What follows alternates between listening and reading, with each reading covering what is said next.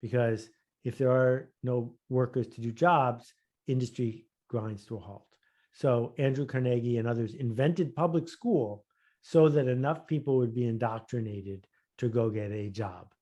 And we brainwashed people for 12 or more years to persuade them that their life is incomplete unless someone is telling them what to do. But I don't believe that's the human condition. I think the human condition is to do projects. And so I started doing projects when I was 12, but I didn't, do my projects as write a concerto.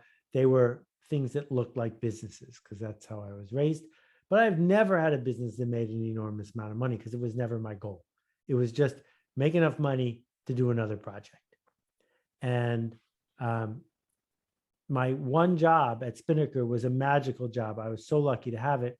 And I quit it because I got married and my wife moved to another city. So I had to quit it. And in that moment, I started a projects-oriented business, and I have not stopped doing projects ever since. And I think that a lot of entrepreneurs are confused because of the Elon Musks and others of the world, where we think we're not successful unless we're on the cover of a magazine and on the Forbes list. The thing about the Forbes list, if you think about it, is these people who have almost any measurable thing they could have, their lives are ruined because they moved down 7 points on a Forbes list. It's not doing them any favors. They should just ignore it. And most of them get stuck doing work they don't want to do just to make that number go up, as opposed to embracing their freedom. So I am really fortunate to have had the freedom I've had, and I try to put it to good use.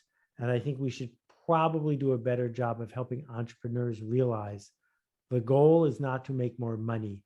The goal is to make a difference. So thank you for that. Beautiful. Marsha, I would like to give it over to you. Can I see you, Marsha? Sure. Yeah. I'm here in the dark back bedroom. I apologize. Happy birthday. Yes, thank you. And I have a house full of family and guests. So I did a campaign to give away a complimentary week at my wellness retreat. And we drew the name yesterday. Happy it was a girlfriend from high school. Anybody could have won. What would you do? Over 1,000 people registered to be a winner. How can I engage this community and be the most effective? Okay, well, this actually strikes very close to home. So I will tell you a few asides about it. The first thing I would say is you don't have permission to start marketing to the 999 people who lost. If you start sending them all emails trying to pitch them something, it's not going to work. And it's not what you want to stand for. So I'll give you the punchline and then I'm going to riff on this contest thing because it's a brilliant idea.